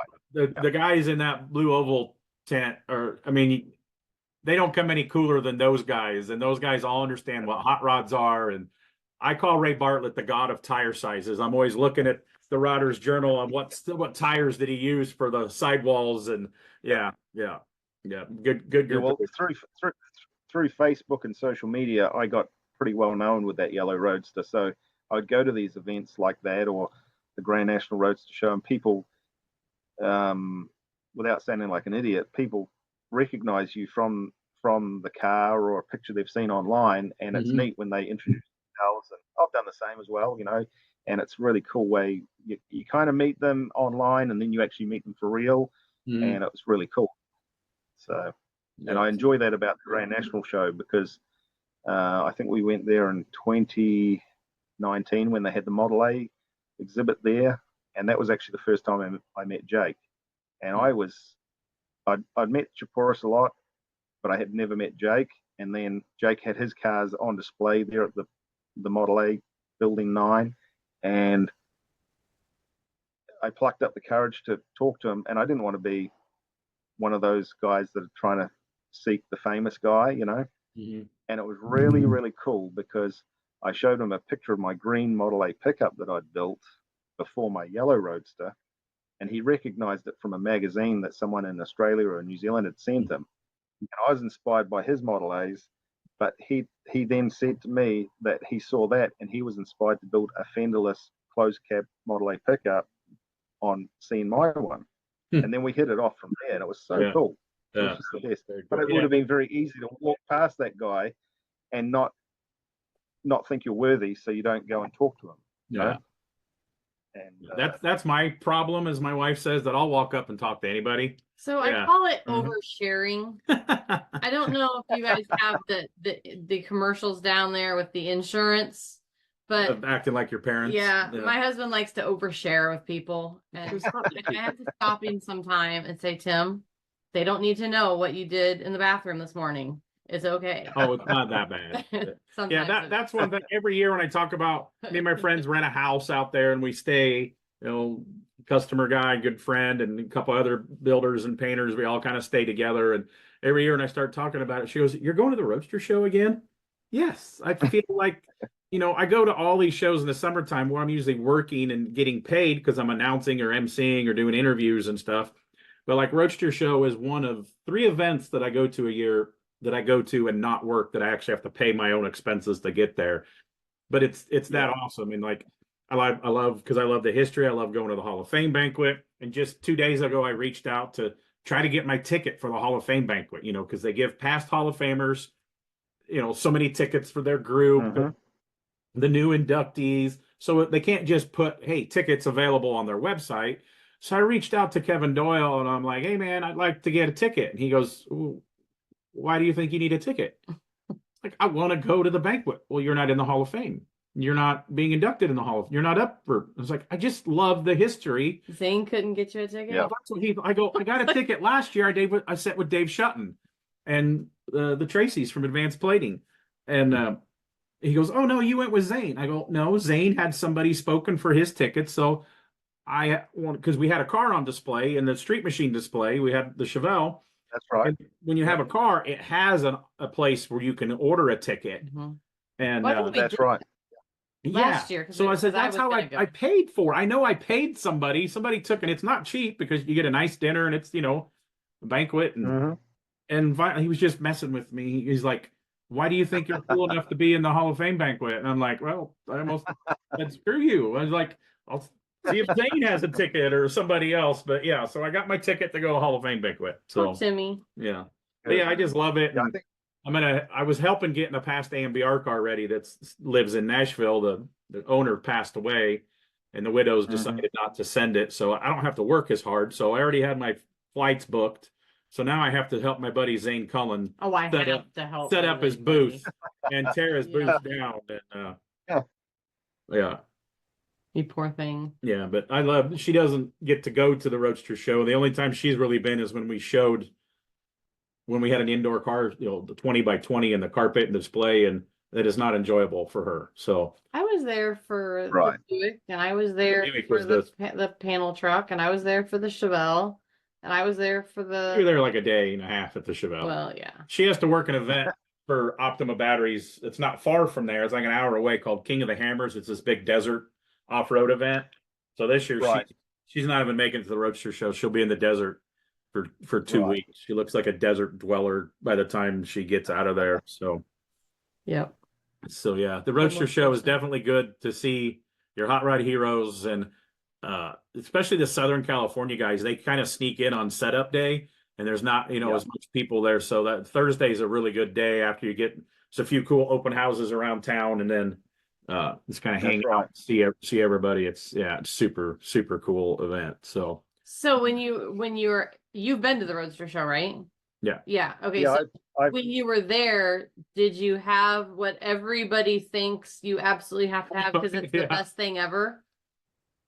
Did you have the hot dog? The Pink's hot dogs? I have done that. And your thoughts? I didn't think that was the best thing in the world, like everyone had talked about. Okay, we didn't either. I took a bite and threw it in the trash. We got like $30 worth of two hot dogs. We eat, we're farm kids and farm freshmen. We took a bite of them hot dogs and threw them in the trash, and Yeah, I don't understand that everybody's thinking, but it's, I think, the worst hot dog I've ever been there, done that. Don't need to do it again. Yeah. So the last 2 years, like last year I put the Cop Shop Coupe in, and the year before I displayed my Model A pickup there. And then I think I've judged the AMBR 2 or 3 times, 2 I think. And what I like because we don't have truly authentic Mexican food here, so I like going to the taco trucks, getting like 3 tacos, and that's my go-to. My partner Tanya says every time we go to America, she goes, "Well, you'll be able to get your Mexican fix now," because I just eat tacos all the time. Tacos and In-N-Out burger. I know. I knew that we liked each other. She could live on tacos. So there is an amazing Mexican restaurant, like just a couple blocks from there. That when we were out there for a Hot Rod Power Tour West, when me and one of the other guys went there for dinner, phenomenal. Yeah, so I'll have to find it. I know I screenshotted the location on my phone. Are you coming over this year? Yes, I am. Okay, cool. Just real quick, but there's two Mexican restaurants, Mexican places that I enjoy there. Maybe because they're the only 2 that I know. One is around the block on the drag strip side. There's like a red building there. That's got good food. We usually get that for the LA Roadster Show and take that in. But then the other one that you might be thinking of is the Tropical Restaurant, and it's down the road from Kennedy Brothers, around the corner from the old SoCal. Tropicana, tropical Mexican restaurant. I don't think you've been there. I might have been there without you, but yeah. I've got quite a good story from last year when we went to that Mexican restaurant, because we put the Cop Shop Coupe in, and I put myself under a lot of pressure to display it right, keep it polished, and have all the memorabilia with it and all that. And we had it all set up on the red carpet. I said, right, let's go get Mexican. And we went to the Tropicana restaurant. There was 6 of us. My dad doesn't drink. We had 5 pitchers of margaritas, and they reckon that I had at least 2 by myself. And then we went to the SoCal open house, and I ended up getting carried out of there. And it was just a whole big come down from displaying the car, and I just let off steam, I didn't even make it to the show on Friday. Not at all. I was well enough to go to the Hall of Fame banquet. I didn't make it to the actual SoCal open house. I wasn't paying attention. We were there earlier in the morning when they were like cleaning and setting up. And this year I'm going to go to the time frame at 5 o'clock or whatever, and go to Marcel's during the day, and Stoker's, and a couple other places, and maybe try to get the Kennedy Brothers. I've been to Kennedy Brothers before, but last year they were gone to lunch or something, so they weren't there when we came. So. Okay, so we talked about the yellow Roadster, and then you've got a couple other cars that you sent me that you've been involved with that have been in pop-up. So was this one before the bare metal 36 that's kind of modeled after the Kalari Coupe? Yeah, so that's my partner's 36, and that's her late husband's last car. Okay. So he was a very prolific hot rodder and graphic artist in New Zealand, Steve Foster. And that was his last car, and family and friends rallied round to get it going, to give him his last ride in it. He didn't get to drive it. It does say grand finale. So I'm a custom guy at heart. I love 32s and hot rods, but I love sleds and Westergaard styled cars, and that's I wish I could just build them all day long. Yeah. Yeah, that's a good one. And then you got this one. You sent me that one. This is T. Also, Oh yeah. Mm-hmm. What's Yeah, that? the Fireball T. What's that got in it for a motor? So it's a 22 Model T Roadster with a hopped up Model A motor in it. Cool. I think those are cool Yeah. looking motors when they're all built up. Yeah, yeah. No, it's a fun car. It's been a great bang for buck car. We've done everything with that car. Yeah.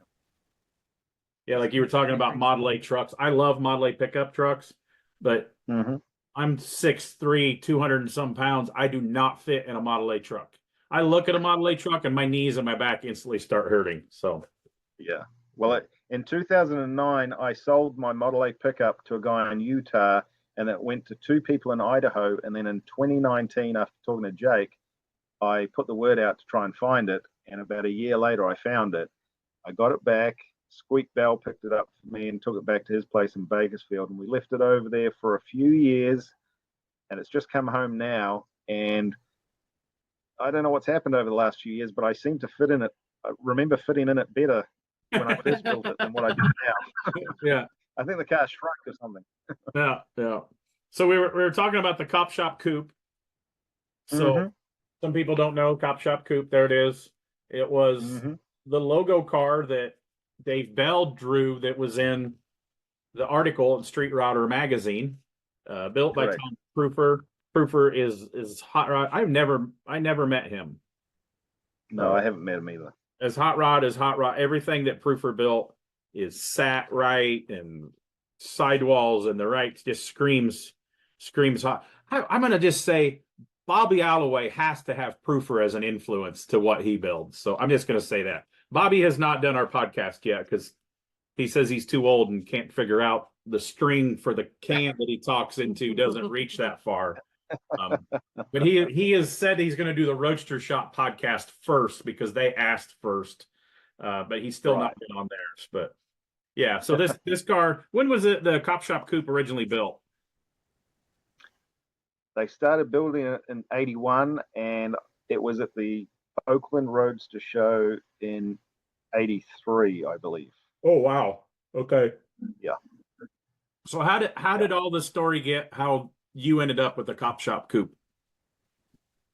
So in 2016, me and my partner Tanya were going up to the Deuce Days in Canada, and we flew into LA and we were driving up the coast. Okay, so I'm going to interrupt you real quick. My Deuce Days story, Victoria, Canada, right? Yep. One of the most beautiful places you can go to. We were up there. I didn't qualify. We do BMX. She qualified 2007. We were up there for the BMX World Championships, was in Victoria, Canada. We go downtown and we're like, why are all these hot rods here? And I run into like 10 people that I know because it was the Deuce weekend, the same time as the BMX. And I wasn't paying attention. Focused on getting her to the World Championship. So yeah, I've been to the Deuce weekend at Victoria by mistake. Yeah. Right. Yeah. Well, the funny thing is, we still didn't realize it when we were on the boat because we flew into Seattle and then took the boat over. He said there was a bunch of cars on the boat, and he still didn't put 2 and 2 together. Yeah, because it was like, oh, there's a rod run going on. Oh, that's cool. It was none of the guys that I actually knew until one night downtown thing that was like, oh, okay, yeah, it's the Deuce. Yeah.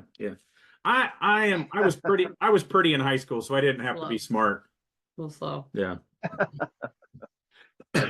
Okay, so go back onto your story. You're at the Deuce weekend in Victoria. Yeah, so we were going up the coast to Canada as a bit of a vacation road trip kind of thing, and I knew Chuck Rogers, the owner of the Cop Shop Coupe at the time. I knew him online through Facebook and that, so I sent him a message.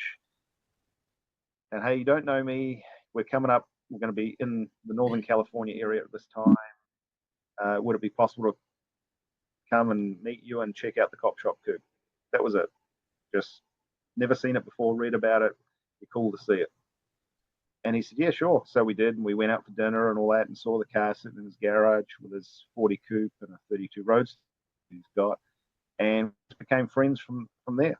You know, kept in touch and sent each other messages and all that. And then I went back up to Canada to help a friend build his 33 Roadster, and we started talking about cars. And it was then that I sent a message, or I might have called Chuck and said, "This is a real long shot, really random, but if the opportunity ever came up, could you consider me first in line to buy the Cop Shop Coupe?" And he just said, "Yes, sure." And I was like, wow. We never talked money at that time or nothing. And then about 3 years ago, I went up to the US for about 5 weeks, and I caught up with Chuck and his wife, Marsha, twice for dinner. Saw the car once, I believe. And at the end of dinner on the first time, he said, "Are you still interested in the coupe?" And I was like, hell yeah, definitely. You know, and it took a year to put the deal together. And there was about 3 aspects to that. One is he was trying to establish a fair price for the car, but also for me. And he was also coming to terms with letting it go, and I had to come to terms with letting my yellow Roadster go. Mm. So I sold a 32 Vicky project in my Roadster and a bunch of other stuff, and was able to buy the coupe. And Yeah, at for first people I that thought, aren't really hot rod builders, this is what we do. We're not George Poteet that gets to have all these cars built and rest in peace. We get to keep these. Usually we have to sell something to get something else. Like when we finally bought our house in Tennessee, I had a whole bunch of 32 stuff. A really like a rust-free 4-door body, rolling chassis, you know, polished all kinds of stuff, and another chassis and fenders, everything but a Roadster body. And I sold all that to put the money down on our house. And she's like, "I'm not making you sell," but that's the most grown-up thing I've ever done in my life, is sold all my 32 Ford stuff to put money down on my house. I commend you. Yeah. Yeah. So yeah, it's exactly that, you know, like, and the problem I had is I didn't want to miss out on the opportunity, because it was a once in a lifetime opportunity to own one of those famous cars. Mm-hmm. But two, I had to try and afford to do it, and the exchange rate played havoc with the agreed price. And I went back to Chuck and said, I just can't do it. The price was more than fair, but I just couldn't afford to do it with the exchange rate. And to give people an idea, we're not going to talk about how much the car costs, but how much is it to ship a car from the States down to New Zealand? Okay, to ship a car to New Zealand is $5,500 for the shipping. No, that's not too bad. And then, no, but then you pay tax on the value of the bill of sale. Right. That's where it costs, you know. So I had to factor those things in as well. And I also had to factor in what I was going to do with the car. You know, like we took it to the Grand National Show, and originally I was going to leave the car up there for a year and do like a final farewell, go to a bunch of events with it. But the insurances and the sales tax and all those sort of things just made it not a feasible deal to do, you know. Yeah. So we agreed to store the car at Squeak Bell's shop in Bakersfield, take it to the Grand National Show, and then bring it home.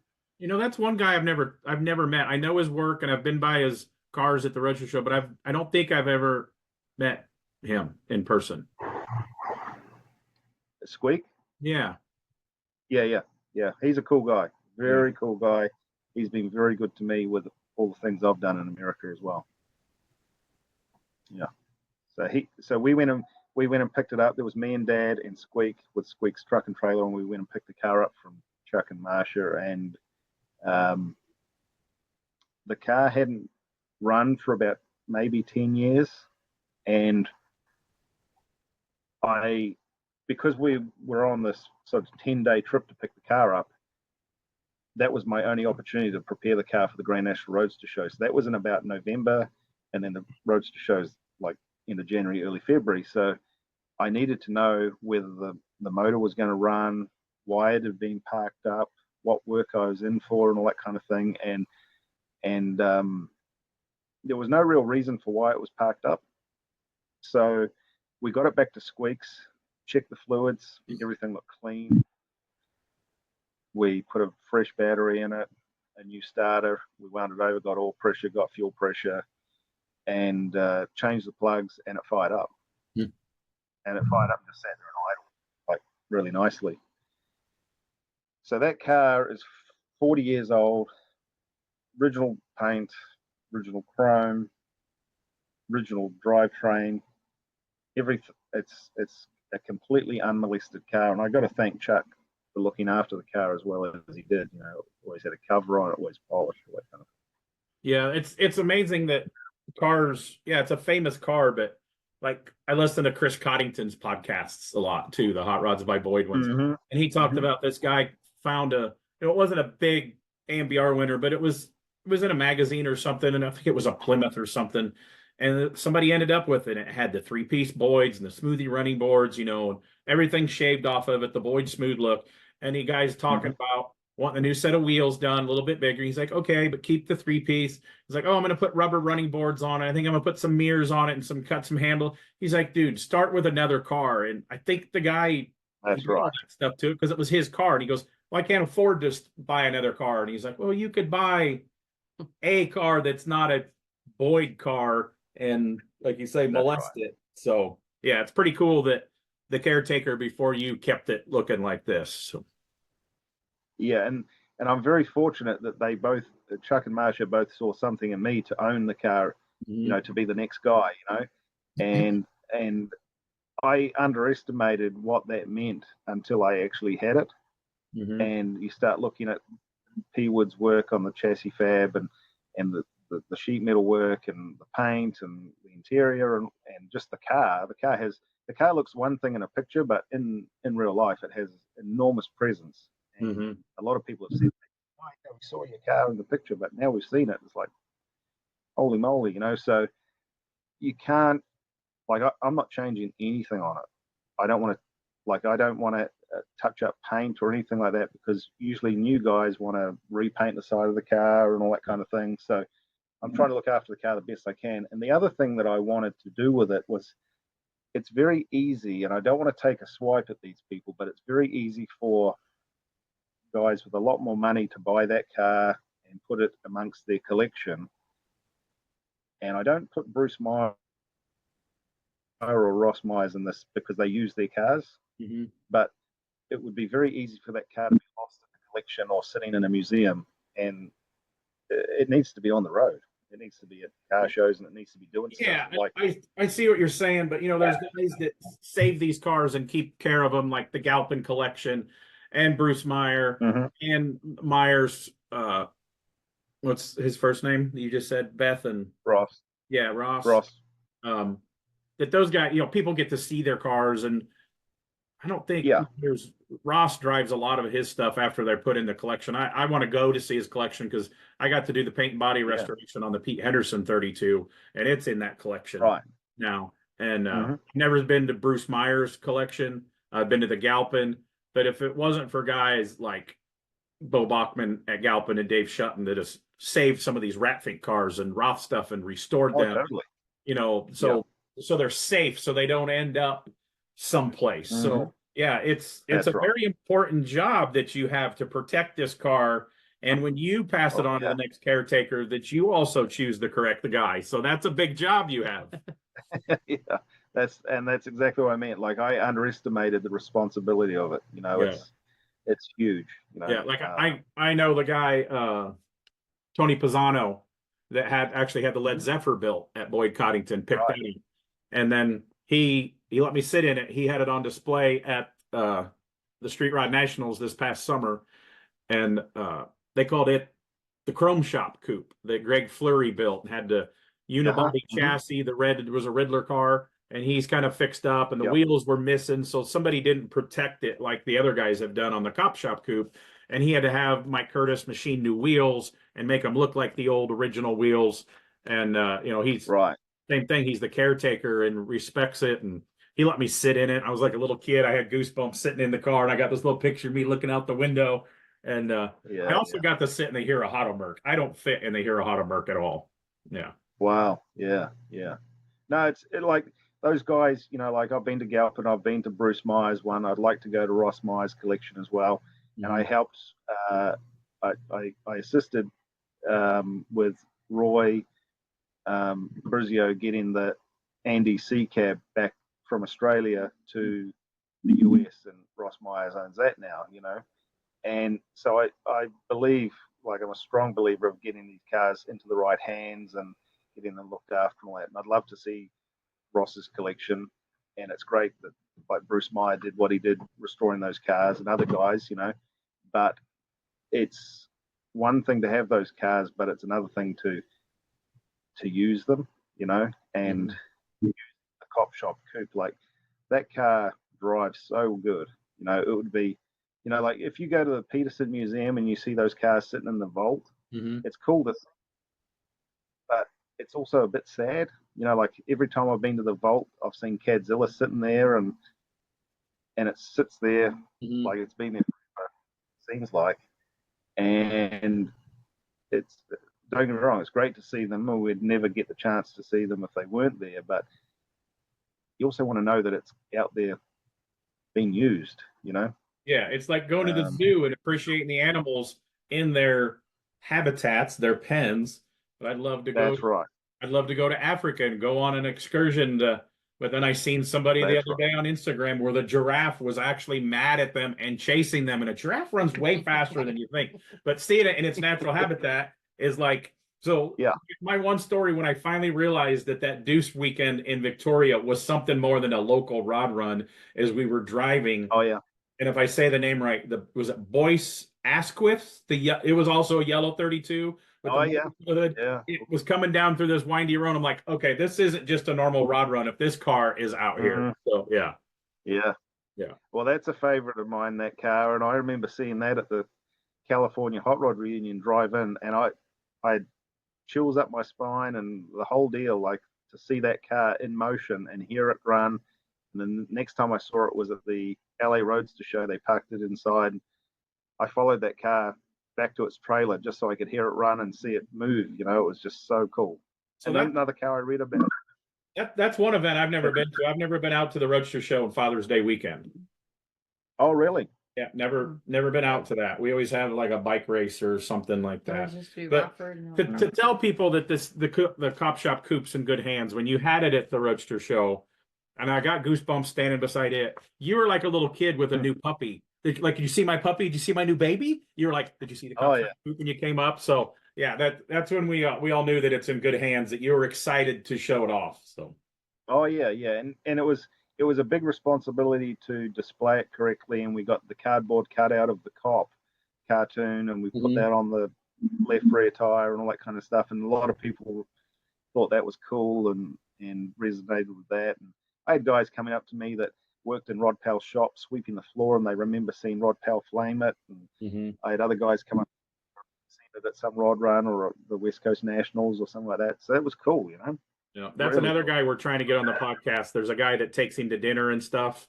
Zane's buddy, Mark Delubia, however you say his last name. He's trying to get Rod Powell convinced to do the podcast too. I would love to get Rod on here, get his story. Yeah. I haven't met Rod yet, but I want to talk to him about the car. We've messaged a little bit on Facebook. I'd love to meet him. I've never met Tom Proofer, but we talk a lot on the phone, and I've sent him T-shirts of the car and magazines that it's been in and all that kind of stuff. I'm trying to keep everyone involved that has been involved with the car. You know, P-Wood thinks it's great. You know, P-Wood's sad that it's gone from the US, but he's happy that it's me. And he said the car's probably been seen more through Facebook than it's ever been in its whole life. So that's cool. It's cool to see those guys enjoying the next stage of that car, you know. Yeah, and guys like that, I never really realized. We talked about that with John Robinson. You know, he's involved, was growing up. He was still in high school when his dad built the orange fat fendered car, and the fat fendered craze started, and the fastest rod drag racing and stuff. And he goes, we didn't think we were changing the world. Or he says, I still don't understand why people still think that car is so cool. It was just another drag car my dad built. You know, he blows it off. But, you know, when you grow up around Chuck Lombardo and Boyd and your dad's Fat Jack and Little John. It's just like this is daily life, and you don't realize that, dude. You're hanging out with the rock stars of the hot rod world. Is like it was just another car for them at the time, you know. And then they end up being these famous cars, and sadly, the orange car got destroyed in a drag race, so it can't be with a new caretaker. Mm-hmm.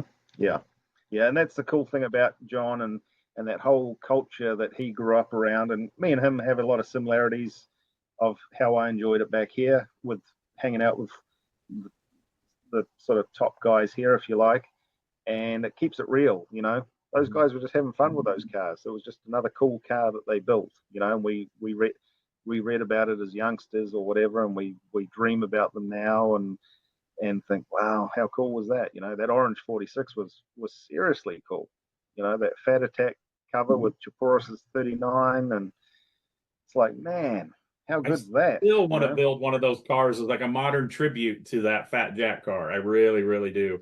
You know, we had a guy who was telling the story the other day, drag racing growing up, RJ race cars. Now they build, you know, all these pro stock and pro mod cars. All of Erica Ender's pro stock championships, they were built with their RJ race cars where her mom lives, where we're from, small town Illinois. And like nobody really hardly cares unless you're a real hot rodder or a drag racer. I remember going to his garage when he had just a drag car in his 2-stall garage, and now he just sold this company and won how many pro mod and pro stock titles and all that. And it's like just stuff you grew up around, and all the influence. And how my cousin still works at the shop.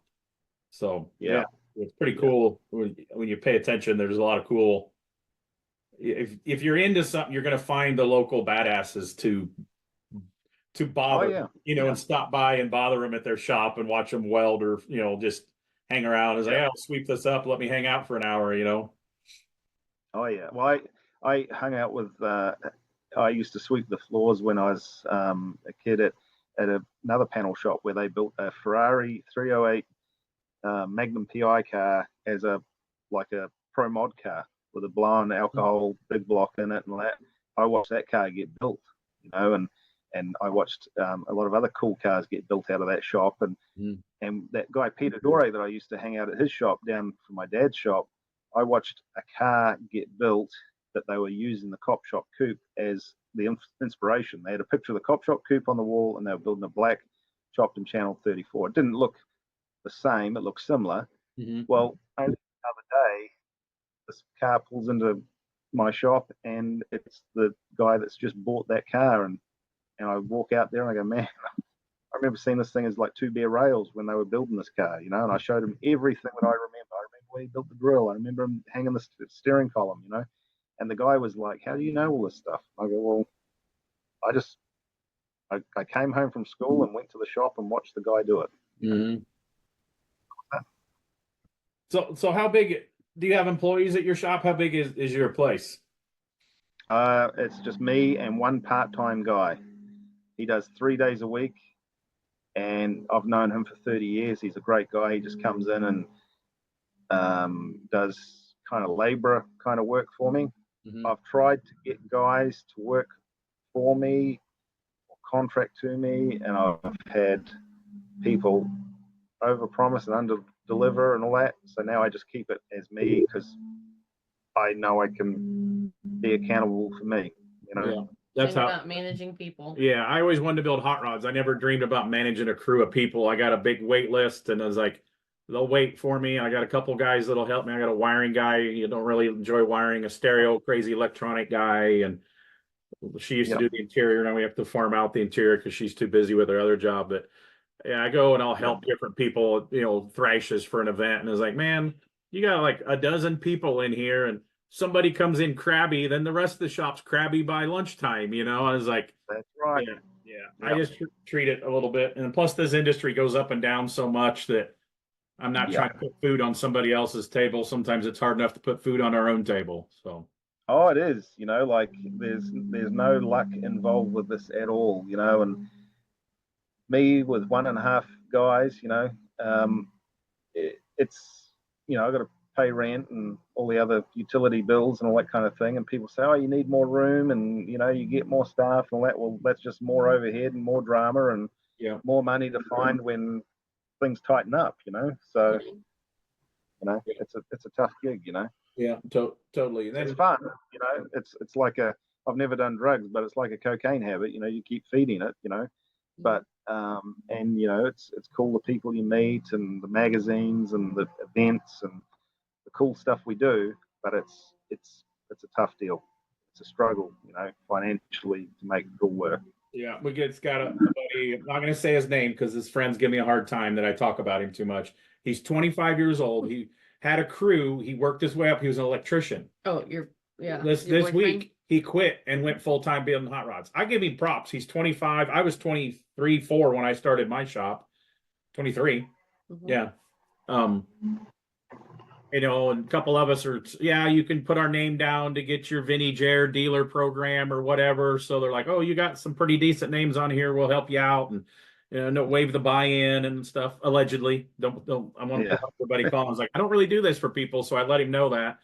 And you know, it's kind of rare anymore. Somebody that young starting a hot rod shop, and like, Oh yeah, 3 of us that have been around for a long time are like, dude, it ain't bunnies and rainbows every day, and sometimes that's it's right. like, oh, I didn't have that this year, but in the past, and I seen somebody else post on Instagram, oh, guess what? I got this big bill that's due at the end of the year, and the guy says, I'll catch you after the first of the year because it's the holidays, you know, because we forget that this is people's hobby, and sometimes people pay like it's a hobby. I've been lucky last handful of years to get a good group of clientele after 25 years and now 30, and they pay. But yeah, that's one of the reasons why I never really wanted a big crew of stuff, because it's hard to make sure that you can't control if the people are actually going to pay their bills on time. And then, No, and it's a trickle down effect. So yeah, it's sure is. No. Yeah. I've had guys come and work for me that they see the finished cars that I've done and they think it's great, but then when you show them what we've got to start with, you know, bare rails or a body that needs a whole bunch of repair, and they're like, well, when do we get to put it together? We're like, you got to do all that hard graft, you got to do the late nights and the weekends, and if you're trying to get it done for a show, it's the early morning finishes and early starts and all that kind of stuff, and they don't like that. You know, they just think, well, we'll just do it 8 till 5 and we all shouldn't work too hard. But the passion thing takes over and you end up working around the clock, and you know, we've got a training line on one at the moment, and sometimes I look at it and go, I wonder how we're going to make this, but you know, I know so many of my friends right now. Here we are, 3 weeks out from the Roadster show. They ain't sleeping right now, man. Like, one buddy's car's at the upholstery shop, and he's driving up there and working on it at the upholstery shop. And yeah. It's I knew a guy that he was working at, the New Zealand guy. He was working at Kiwi Chris's shop, and they were doing a car for the SEMA show. And he'd been working there for 1.5 years full time. Yeah. He took a week vacation 2 weeks before SEMA. I go, you're never going to make it in this. If you're not going to make it in the hot rod restoration world, if you're going to take a family vacation 2 weeks before, you've been working on this car for 1.5 years during the last thrash, I said, I'd tell you not to come back. Well, he did. But I call it real job. He doesn't work there anymore. But yeah, I gave Kiwi Chris a hard time, and he's like, yeah, he doesn't quite get that part of it. But he goes, he's just here temporarily. He's not a lifer. So he knew he wasn't a lifer. So are you allegedly going to help with any of the judging at the Roadster show this year? No, not this year. I haven't done it for the last couple of years. It's funny because I was going up to the show one year and I got an email out of the blue from Kevin Doyle asking me if I'd like to do it. So I did, and it was great, and I enjoyed it. And then next year I said, oh, are we doing it again? He goes, oh, I'm not sure yet, you know. And then someone fell sick and I ended up doing it again. So he knows I come every year, and he's asked me if I want to help with the Sloniker, and I'm like, nah, I don't think so. You know, I used to go to the Tulsa show and help judge that, where they give 10 grand away, and that's a little bit different of an event, because they're always cars that maybe were at AMBR or Riddler or something the year before. You don't have to debut it there; it just has to be the first time showed there. But I was like, you know, I know some of the Sloniker and AMBR judges too, and I was like, I want to go and enjoy. Like I say, I only go to a few events a year that I just get to enjoy and visit with people and hang out and look at cars and Bother people. Yeah, bother people. Overshare. Yeah, and buy stuff that I'm going to come home with. My wife's mad. Why'd you buy that magazine thing or whatever? So, Yeah. yeah. Another event T-shirt. Yeah. So, okay, you've done all the stuff. You're running your shop. What do you have? Something you would like, a car you would like to build, or something you would like to do? Of course, you know, you come to America, so you've realized that dream. You've been here a bunch of times. What in your career would you like to do? Would you like to build an AMBR car, or would you just like to build whatever, go drag racing or an autocross or a track cars or something that's on your bucket list? The problem I've got is I like so many different things. You know, so currently we do vintage speedway racing with a vintage speedway midget. We've got that Ferrari recreation for my dad, which is a Morris Minor on a Ferrari Grand Prix chassis that was a recreation of a 60s round-around car. So we're already doing a lot of things at the moment. I'd like to do more in the US, and I've got kind of a couple of things happening up there at the moment that that will give me an opportunity to do events up there. Mm-hmm. And I'd like to do more of that. AMBR car, maybe, if like I wouldn't be able to do it myself, you know, like in terms of funding it myself. Right. But it would be cool, you know. I wouldn't say no to it. I've got a pretty no open mind. This 32 that I've got on paper would definitely have to have a customer funding it. Yeah. And here it's hard because, you know, I understand what the competition's all about up there and all that, but you've got to try and find a customer here that would be like totally trust you with it or have that same understanding. Probably need both, actually. We just don't really have that here, you know. Yeah, and then there's just the expense of shipping it back and forth for the event too. There's another, what did you say, 55? Right. So look at me doing math. Be 11 grand. Right? They're gonna be doing math. Yeah. Well, prior to COVID, me and Kevin were talking about bringing my Roadster up to do. They were going to do a 32 display, and it was going to be international 32s, and I was going to be the New Zealand one, you know. And then COVID hit, and it all got too hard. But I was talking about bringing the car up for a year and leaving it up there and doing a whole bunch of events, you know. And I kind of did a little bit of that with my pickup, you know. Yeah, that's what I really love about the Roadster Show. Each year that I call it the invite building or the history building. Like last year, it was Pro Streets and Street Machine. They invited us, me and my dad, Chevelle, over. The year before, it was trucks and vans. So panel truck that we built for Royal Purple, a buddy in Houston owns it now. We got invited to have it on display, and we drove it all the way from Houston through ice and snow. Got to Southern California, drove a hot rod around Southern California and bothered people, as my wife would say, as they're, you know, we show up at Jimmy Shine's shop. They're loading stuff up to go put their display at the Roadster Show on Wednesday. He's like, here, put us to work. We're helping him load stuff in the trailer, but driving, you know, I've done a lot of cool stuff, but that was one of the coolest things. I never thought I'd go to California as a Midwestern kid. And, but driving a hot rod out with a buddy that bought the vehicle, and then driving around all the orange and going to Chris Coddington's and Mike Curtis's and I always say their name wrong, Cambria's and Old Anvil, and just hell, every 2 blocks there's another something, a hot rod world in that orange area. But driving a hot rod in Southern California, it was pretty awesome. It was a struggle getting it there because one day it all froze up and the air ride wouldn't work, like scraping ice off the windows, but we made it. Yeah, that's cool. That's very cool. Well, here we are, almost 2 hours. 2 hours into this. We always keep saying we're going to shorten them a little bit, and then we keep getting them a little bit longer. And I was like, oh, it's only 45. This won't be that long. But yeah, you're doing a lot of cool stuff and all the stories and all the cars. So any last words, any thanks? Thanks to the guys that taught you how to weld and all them guys? No, well, like you say, like 45 years, I thought it'd be a quick one too, you know, but it's when you look back, a lot of stuff's happened, and I'm thankful to everyone that has been a part of that, you know, the guys that taught me how to do stuff, the guys that have given me opportunities like Andy and Roy and Jake and Tony Thacker and, you know, so many guys that have given me these opportunities to meet all these people and do all these things. And Squeak Bell, you know, my parents, my partner, Tanya, you know, everyone it's been cool, you know. It's been good and it's been bad, but it's been mainly good. Yeah, it's still mainly good, or we wouldn't still be doing it. Yeah. Oh, that's right, you know. Yeah, yeah. No, I'm very, very, very thankful and very appreciative of it all, you know. It's been good. Real good. Well, I think this is going to actually air after or during the Roadster show. What's the schedule there? Right after. Right after. Yep. So this will be it goes every Wednesday afternoon. We put one up. So this will be the Wednesday after the Roadster show is already over is when this one will go up. Cool. Yeah, yeah.